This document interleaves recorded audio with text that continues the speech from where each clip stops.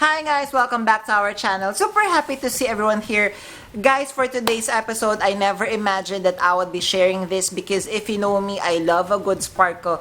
I love a good logo. Never imagined that I would fall hard for the quiet luxury trend. Yes, that is why for today's episode, I would be sharing to you my favorite quiet luxury bags in my collection. So guys, also if you are interested in any of the bags that I would be showing for today, if I could find them on the pre-love market, I would be linking everything on the description box below. So I'm inviting you to please watch until the end of our episode.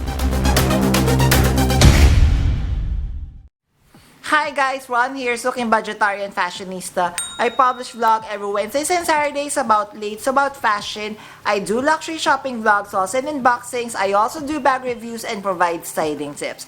I'm inviting you to please join our ever-growing fam. There's a cute little icon here. So please click on this one so you can easily subscribe and be a member of our growing luxury addicted family.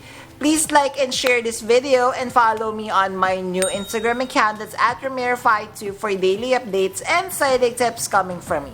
Alright, so guys, the way we are going to do this is I'm going to share to you my quiet luxury pieces in chronological order. Also guys, I would like to define for me how I am defining quiet luxury pieces. So for me, I would be defining quiet luxury pieces or bags if for example they have zero to very minimal logo. If they are going to have minimal logo, people still would not notice it. It would still be inconspicuous, and most importantly for me guys, because sometimes I do take public transportation and places where luxury bags are not really suited. If I feel I could still carry these bags, then for me that is a big yes and would be considered a quiet luxury piece. So the very first quiet luxury bag, so this is my very first purchase, if I'm not mistaken, around 2012.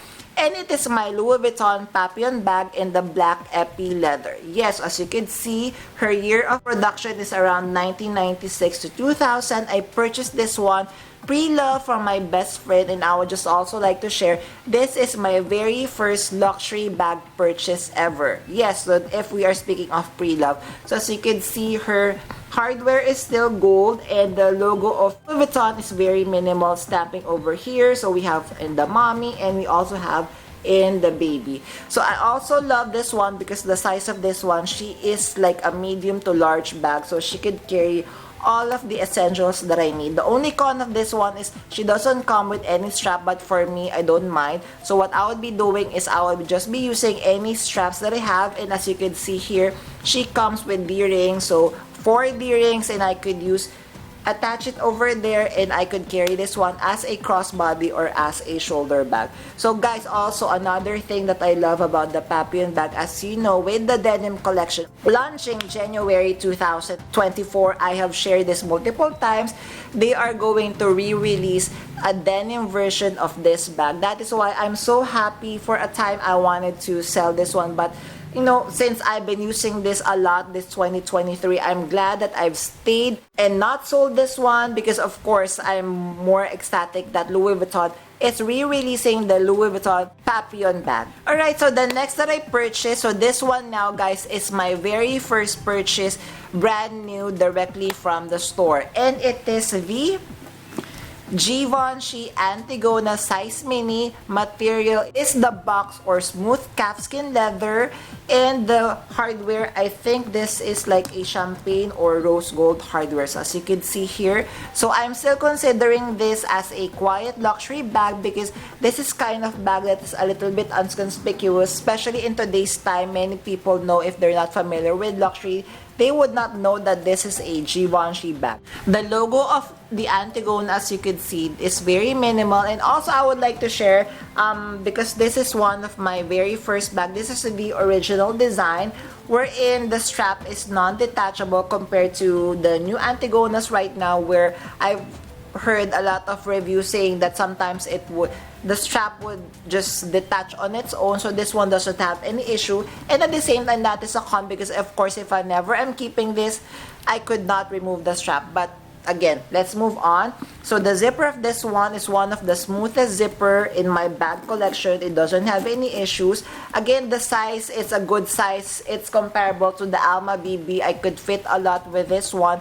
And since this is like if you know type of bag, I have carried her in so many different locations, even on my different travels internationally. So she has been with me in, if I'm not mistaken, in Beijing, in Shanghai, in Taiwan. She has been all around the world with me. So as you can see, she is no longer in pristine condition. She already has battle scars, but it is making me love the Antigona even more because I'm not, when I got this one brand new from our Givenchy store here in the Philippines, of course I would need to baby this one because she is really expensive for me. But since now she has been already worn, so now I could carry her, every day without babying this bag as much. Alright, so my next quiet luxury bag, I just purchased this year, 2023. So it is part of my $20 haul. So I'm sure everyone is familiar. So the very first bag that I would like to share would be this very beautiful Marc Jacobs tote bag. Leather tote bag. Guys, of course, I do not know the name of this bag, but this is a leather tote bag, and you could carry this one as a top handle, and you could carry her as a shoulder bag as well. Although with coat, it's a little bit tight. So this one, again, I purchased this with 4 bags to total of $20, which means I purchased this in such a steal. I'm so lucky. I'm sure everyone has heard the story. I purchased this one from a pre-loved vintage store, and I think the seller wasn't familiar that this is a Marc Jacobs bag. And the only way that I was able to determine that this is a contemporary luxury brand is when I have touched the leather. The leather is in good quality, very good sturdy calfskin leather, and when I have noticed on the turn lock closure, we could see now the Marc Jacobs engraving, and we are going to see on the rivets, and of course we are going to see at the feet of the bag. And of course, if we are going to open, we are going to see the Marc Jacobs canvas or fabric lining, and she would have the stamping over here. So this one, I love this one because this is a good size bag. I would say this is a large tote bag. Whenever I have a busy day and I wanted not to baby my bags, definitely this is my grab and go bag. It could even fit my laptop. It could fit a large water bottle, a full-size wallet, an extra change of shirt, everything that I need. Definitely, I could live inside the Marc Jacobs leather tote bag. And then the partner of this one, let me just get her, it would be this very beautiful Loewe Paseo bag. So again, this is a little bit more expensive compared to the Marc Jacobs tote bag because the seller actually noticed the anagram of logo in front. So this is the original design of the Paseo bag. So Loewe has just reissued the newer Paseo bag, but here she is. So this one, I am so happy again to be adding in my collection because when I am touching the leather of this one, I think it is comparable to the leather of the Fendi Baguette. The leather is Napa or lambskin. It's very smooth, very buttery. I would really want to take a bite. Again, the size of this one, it's almost the same as the Marc Jacobs tote bag. As you can see, I need to step back. It is a large tote bag. This one, it's more comfortable. Ouch, sorry guys. Ow. So this one, it's a much comfortable carrying as a shoulder bag, even with a jacket. So she doesn't come with a shoulder strap, but that is okay. She is very spacious. She has a fabric lining, and we could see Loewe here, made in Spain, and I believe it has the authenticity or serial number here as well. So I love these two bags. These two bags, I love both. Yes, I purchased them so cheap, which making me love these bags even more because of course I have a Marc Jacobs tote bag. With this one, I feel that I don't need to purchase the new Marc Jacobs, the tote bag, because this one I already have. She works perfect. And of course, this one, the Loewe Paseo bag, I so love.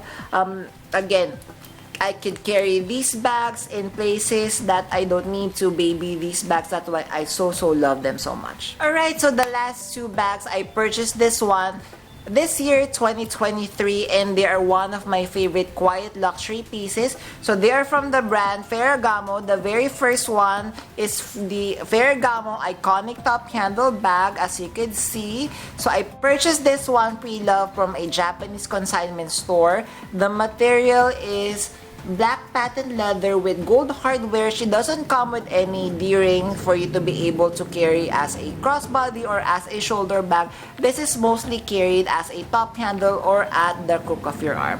So this one, guys, I wasn't really expecting when I received this that she would come in such a pristine condition. I have already carried her multiple times and I enjoyed her so much even without the strap. I am also receiving a lot of compliments whenever I'm carrying her because she is super chic, she is super beautiful. So as you can see, here is the iconic logo with the Ferragamo engraving. And then if we are going to open, just pull it up like this and then fold the flap. And then the flap, this one is suede leather and the interior is made of genuine leather. We are going to see the logo of Ferragamo here, gold stamping with the serial number. So she comes with two main compartments. So this is the biggest one and comes with a zippered pocket at the back. So the size of this one, I could fit a lot more compared to the Alma BB. I could fit a small umbrella here, a small water bottle, my two phones, my power bank, everything. So that is why I am so happy with this Ferragamo iconic top handle bag. So when I have received this one, I was so happy. I immediately went online and checked the same seller and I was able to snag and get a hold of my second Ferragamo bag, which is the Wanda bag. Yes, guys, so this one, again, I so love this one. This is another iconic or classic style of Ferragamo. And the best part of these two bags, yes, there are the Gancini logo, but of course, if you are not familiar, this is still going to be part of the quiet luxury trend. So again, whenever I'm carrying this one, I am getting lots of compliment. The material is the box calf leather, same with my Givenchy Antigona with silver hardware. So this one to open, just pull it like this and now you can open, and of course she comes with a fully detachable leather strap over here. The size of this one, I think this is bigger than the Alma BB.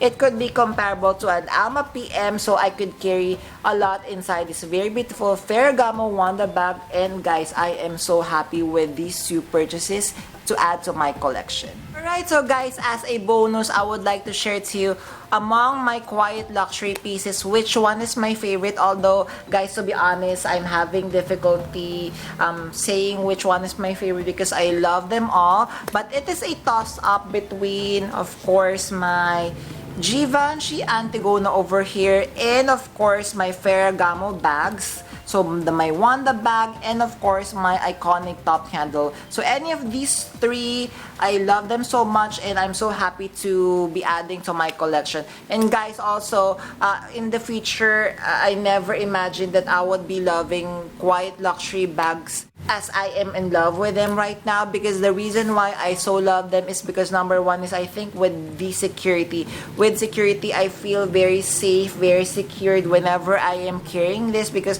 they don't have any screaming logos just like with my monogram Louis Vuitton bags. So I'm not really sure if I would still be purchasing any monogram bag, but that is another discussion. I'm happy to share these pieces to you. So guys, if you have stayed until this part of this episode, kindly leave me a flower emoji. I would really appreciate it. Thank you! So guys, before we end our episode for today, I'm inviting you to please join our ever-growing fan. There's a cute little icon here. So please click on this one so you can easily subscribe and be a member of our growing luxury addicted family. Please like and share this video and follow me on my new Instagram account. That's at Ramiro52 for daily updates and styling tips coming from me. A million thank you guys for staying with me in today's episode. I'm going to leave a couple of videos here for you to check out. Please stay safe. I'm going to see each and every one of you soon. Bye!